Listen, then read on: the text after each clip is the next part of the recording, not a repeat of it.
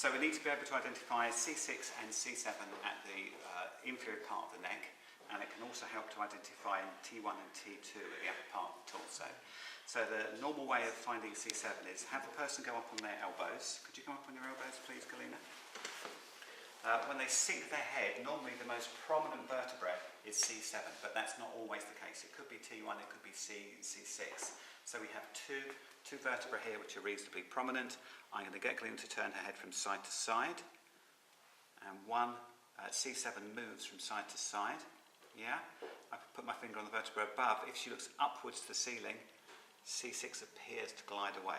So I'm thinking that this is probably the base of C7. So I'm going to keep my finger on that brake while she moves down to the bed. Now put some arms down. So I'm going to make a mark for the base of what I think is C7.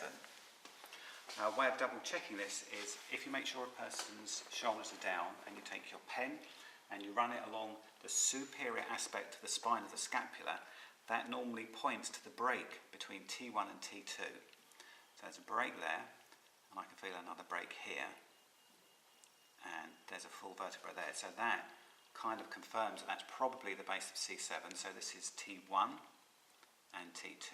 This is C7. So I just need to feel above that to the gap to find the inferior border of C6.